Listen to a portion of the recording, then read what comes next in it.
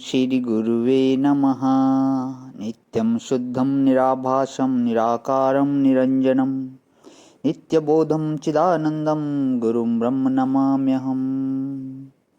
ॐ शांति शांति शांति। प्रणाम भवन।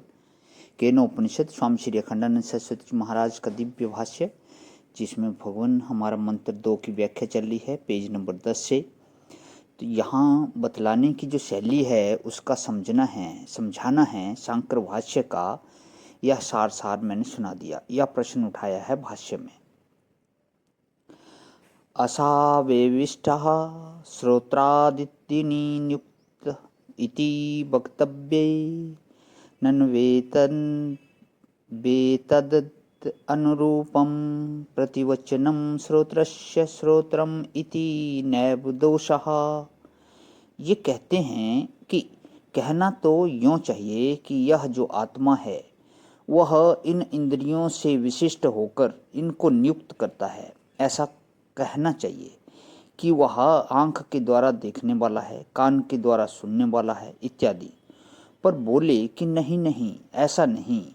वह कान का कान है, माने जिस ज्ञान के संबंध से कान कान बनता है, कान अपने विषय को ग्रहण करता है, वह प्रेरक है। परंतु यह कोई दोष नहीं है, क्योंकि आत्मा का कोई विशेष रूप और किसी तरह नहीं जाना जा सकता। एक आदमी ने पूछा कि भाई, आत्मा जब एक ही है तो इस समय पितृलोक में क्या हो रहा है, यह बताओ। तो बोले कि ठीक है, पितृलोक का ज्ञान इस आत्मा को होता है, लेकिन चंद्रमा की उपाधि से होता है। बोले कि अच्छा, कलकत्ता में इस समय क्या हो रहा है बतलाओ। तो कलकत्ता की उपाधि से कलकत्ता का ज्ञान होगा।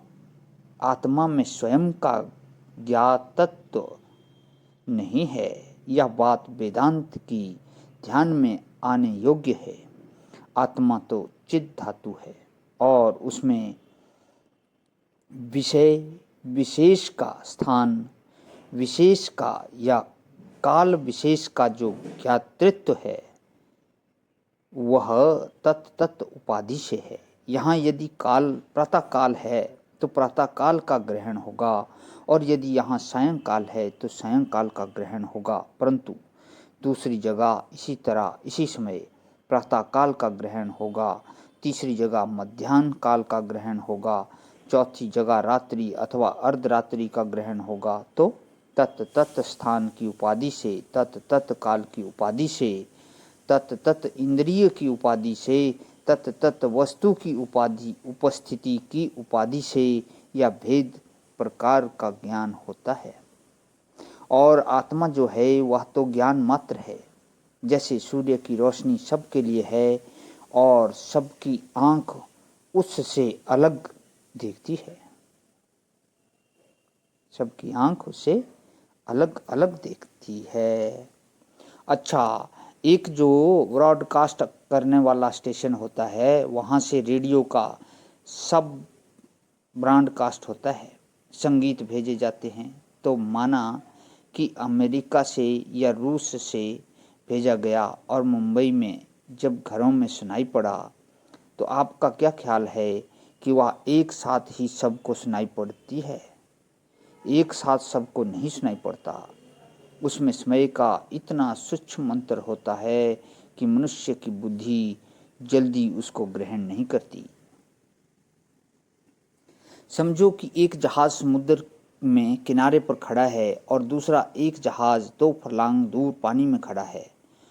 दोनों के भोंपू बिल्कुल खड़ी देखकर एक ही समय में बजते हैं। तो क्या आपके कान में दोनों का भोंपू एक साथ आता है? एक साथ नहीं आता है। एक ही सेकंड में दोनों का बजना शुरू हुआ, लेकिन जो पास है, किनारे पर है, उसकी आवाज़ जल्दी आती है, और जो 2 फर्लांग दूर पानी में है उसकी आवाज़ थोड़ी देर से आती है। ग्रहण नहीं होती। कहने का अभिप्राय यह है कि यह जो संसार का ज्ञान है, यह जो हम सब लोगों की को शब्द स्पर्श रस रूप का ज्ञान होता है, इसमें देश की दूरी और काल की देरी और इंद्रियों की शक्ति की विशेषता, इन सब को लेकर प्रपंच का ज्ञान होता है। लोग अपनी इंद्रियों के ज्ञान को ही दूसरे के ज्ञान पर आरोपित करते हैं। अच्छा, इसी प्रकार प्रियता अप्रियता को ले लो।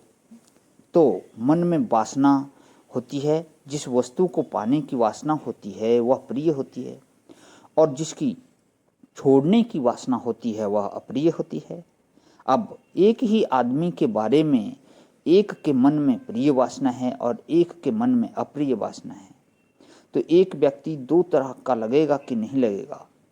जिसका प्यारा है उसको देखने से सुख मिलेगा, जिसका प्रिय है उसको दुख होगा। यह संसार की वस्तुओं का जो ग्रहण होता है वह बिल्कुल उपाधि की अपेक्षा से होता है। एक महात्मा के पास कोई सज्जन गए तो उन्होंने उनको यह बात समझाई कि यह ज्ञानगत दोष नहीं है, यह इंद्रियगत दोष है।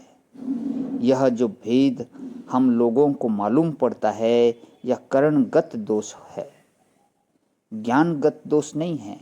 उन्होंने कहा, बेटा 3 गिलास पानी ले आओ।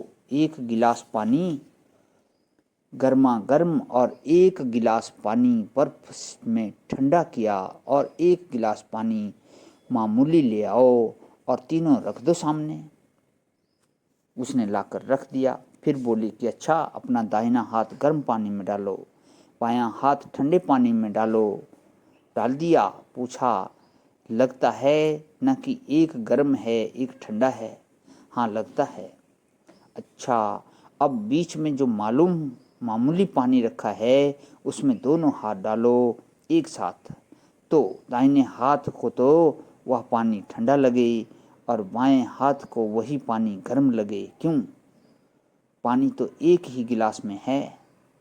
एक हाथ को गर्म और एक हाथ को ठंडा क्यों लगता है? क्योंकि एक हाथ गर्म पानी में रह चुका है और एक हाथ ठंडे पानी में रह चुका है, तो ठंडे हाथ को मामूली पानी भी गर्म लगता है और गर्म हाथ को मामूली पानी भी ठंडा लगता है। प्रणाम भगवान, इस याग का कर लेता हूँ। ओम शांति शांति शांति।